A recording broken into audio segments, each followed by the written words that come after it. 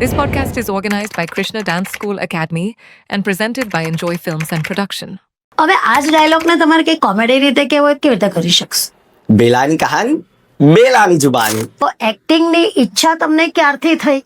એક મારો સ્કૂલનો એક નાનકડો કિસ્સો છે કે એક્ટિંગમાં આવવા માટેનું કોઈ ઇન્સ્પાયર કર્યા કે તમે કોઈને જોઈને એક્ટિંગ ફિલ્ડની અંદર આવ્યા?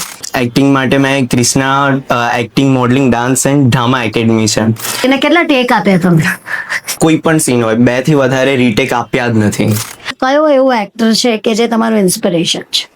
શાહરુખ ખાન સરજી કે જે નમસ્કાર દોસ્તો, હું પ્રતિમા સોની, આપની હોસ્ટ અને દોસ્ત. Krishna dance academy present student spotlight podcast સિરીઝમાં આપનું હાર્દિક સ્વાગત કરું છું. આજે આપણી પાસે ઉપસ્થિત છે નિર્મિત ઠક્કર, કે જે એક એન્જિનિયરિંગનો વિદ્યાર્થી છે અને સાથે સાથે એક મલ્ટી ટેલેન્ટેડ એક્ટર કહી શકાય તેવો એક વિદ્યાર્થી છે.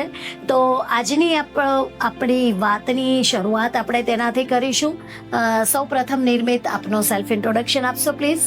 Yes, thank you so much. First of all I heartly thank you so much for give me this opportunity. Myself Nirmit Thakkar and I am a student of a mechanical engineering department and સાથે હું as a acting ફિલ્મની અંદર as a actor work કરી રહ્યો છું. ખૂબ સરસ વાત છે કે તમે અત્યારે એન્જિનિયરિંગની દિશામાં અને ફિલ્ડમાં આગળ વધી રહ્યા છો અને એક્ટિંગ કરી રહ્યા છો. સો તમારું સ્કૂલિંગ કમ્પ્લીટ થઈ ગયું છે ને હવે તમારું ફ્યુચર ગોલ તરફ તમે આગળ વધ્યા છો. તો બેમાંથી એકનું સિલેક્શન કરવાનું આવે તો તમે કોનું સિલેક્શન કરશો? ડાયનેમિકલી હું કહું તો અત્યારે તો મારે ફોકસ મારા સ્ટડી એન્ડ એની સાથે સાથે જોબ પર કરવાનો છે. બિકોઝ મેં મેકેનિકલ લીધું, ધેટ્સ મીન્સ કે મારો મેજર ગોલ છે કે એક અત્યારે લોકોના માઇન્ડમાં એવું હોય છે મિથ કે તમે ફિલ્મ ઇન્ડસ્ટ્રીમાં જશો, સ્ટ્રગલ બહુ કરવું પડે છે. ઇટ્સ અ રાઇટ થિંગ કે સ્ટ્રગલ બહુ છે, બટ એની સાથે સાથે કે હું એક ઇન્કમ સોર્સ જનરેટ કરવા માગું છું. તો મેકેનિકલ એન્જિનિયરિંગ કરીને હું એક સારી જોબ લઈશ કે જેથી કરીને હું મારો એક બેકઅપ સોર્સ બનાવી દઈશ એન્ડ ધેન ફિલ્મ ઇન્ડસ્ટ્રીમાં હું લોંગ ટર્મ માટે અંદર એન્ટ્રી લઈશ. સો તમારી વાત ઉપરથી એવું સમજાય છે કે તમે બંનેને બેલેન્સ કરી અને ચાલવાની ઈચ્છા રાખો છો, રાઈટ? કે પ્લાન એ અને પ્લાન બી બંનેને કોમ્બિનેશનમાં રાખી અને તમારી જર્નીને તમારે આગળ વધારવી છે. It is a good decision. તમારી એજ્યુકેશન તો ઠીક છે કે ભાઈ તમે અત્યારે એન્જિનિયરિંગમાં આવી જ ગયા છો અને તમારું અને તમારા પેરેન્ટ્સનો અંદર ડિસિઝન હશે. આપણે એક્ટિંગ માટેની વાત કરીએ તો એક્ટિંગની ઈચ્છા તમને ક્યારથી થઈ અને કેવી રીતે તમે એક્ટિંગ ફિલ્ડમાં આવ્યા? એક મારો સ્કૂલનો એક નાનકડો કિસ્સો છે કે જ્યારથી મને એમને એક વક્તૃત્વ સ્પર્ધા આવે સ્કૂલની અંદર, તો મને સ્કૂલની અંદર ત્યારથી મારા ટીચર્સે ને ઇવન પ્રિન્સિપલ્સે મને ગાઈડ કર્યું કે નિર્મિત તું કરી શકે છે અને સ્ટેજ પર આવીને એટલીસ્ટ વન્સ ટાઈમ કે ભગવદ્ ગીતાના શ્લોક ખાલી 3 શ્લોક છે તારે બોલવાના છે. Than I was a tried કે મેં ગીતાના શ્લોક બોલી શકું કે નહીં. તે વખતે હું સમથિંગ કંઈક 11 વર્ષનો હતો.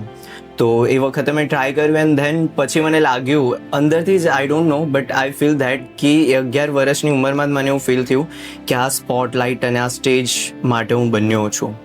ઓકે, તમારા માટે એક્ટિંગમાં આવવા માટેનું કોઈ ઇન્સ્પાયર કર્યા કે તમે કોઈને જોઈને એક્ટિંગ ફિલ્ડની અંદર આવ્યા?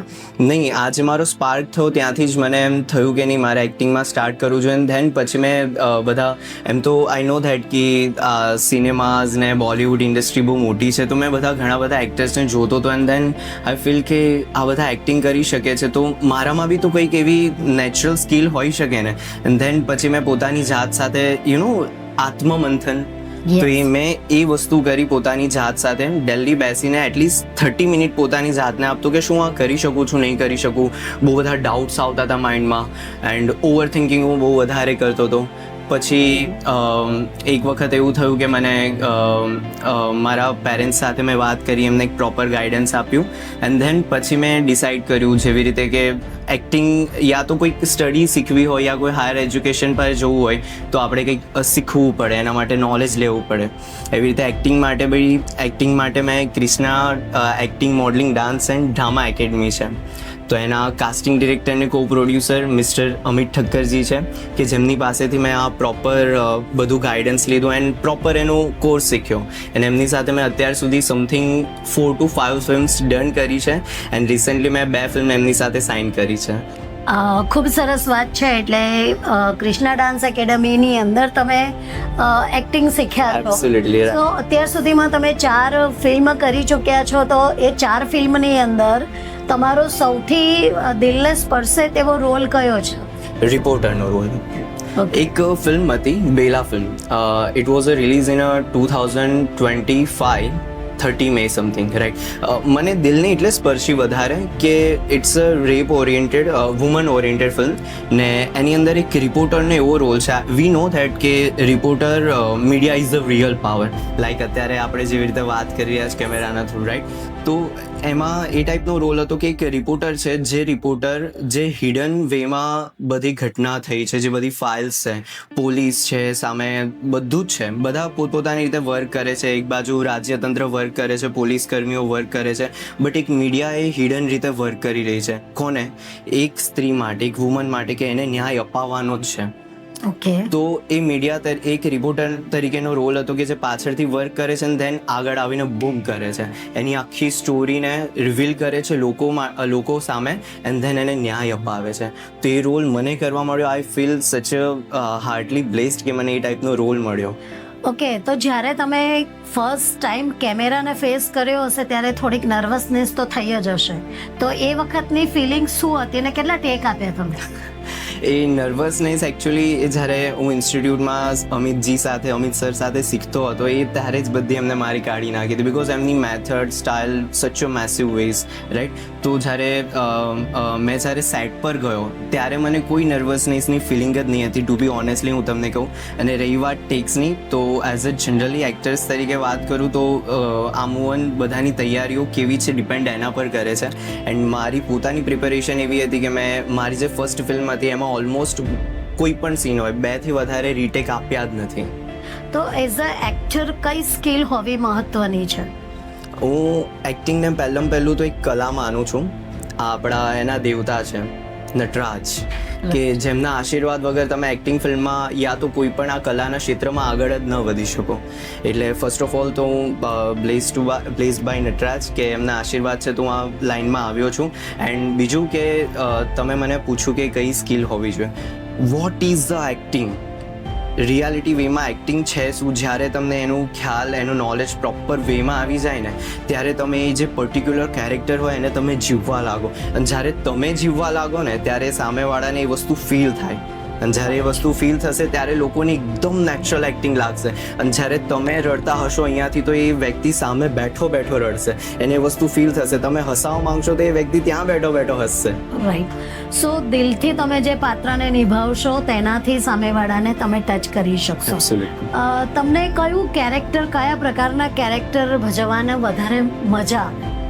કોમેડી સીન્સ હોય કે ફાઇટિંગ સીન્સ હોય કે રોમેન્ટિક સીન્સ હોય, કયા પ્રકારની તમને ભૂમિકા કે કેરેક્ટર કરવાનું વધારે ગમે? આમ મેં અત્યાર સુધી જે બધા કેરેક્ટર કર્યા છે એ બધા થોડા અગ્રેસિવ કેરેક્ટર છે, થોડા હાઇપર કેરેક્ટર છે રાઈટ. તો હવે મને એકચ્યુઅલી પોતાને માસ્ટરી જે કેરેક્ટરમાં છે એ ઇમોશનલ કેરેક્ટર છે, લવેબલ રોમેન્ટિક કેરેક્ટર્સ છે. તો હું વધારે પ્રિફર કરીશ કે મને એ ટાઈપના કેરેક્ટર્સ મળે. એન્ડ ઇફ જો એ મળે છે તો આઈ વિલ 100% ગીવ ધેટ. તમે અત્યાર સુધીની જે મૂવી કરી એમાંથી તમારો ગમતો ડાયલોગ કયો છે જે અમારા દર્શક મિત્રોને સંભળાવશો પ્લીઝ? યસ, એક રિપોર્ટરનો બહુ પર્ટિક્યુલર ડાયલોગ હતો, બેલા કી કહાની બેલા કી છુબાની. હવે આ જ ડાયલોગને તમારે કઈ કોમેડી રીતે કેવો હોય કેવી રીતે કરી શકશો?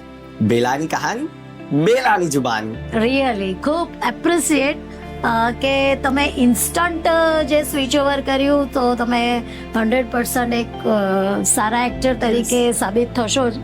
તમારે ફિલ્મ ઇન્ડસ્ટ્રીની અંદર કયો એવો એક્ટર છે કે જે તમારું ઇન્સ્પિરેશન છે? એઝ અ બોલિવૂડ ફિલ્મ ઇન્ડસ્ટ્રીની અંદર કહું તો શાહરૂખ ખાન સરજી, કે જે આમ દરેક કેરેક્ટર માટે ઓલમોસ્ટ એમનું 100% આપ્યું છે મારા નજરિયાથી એવું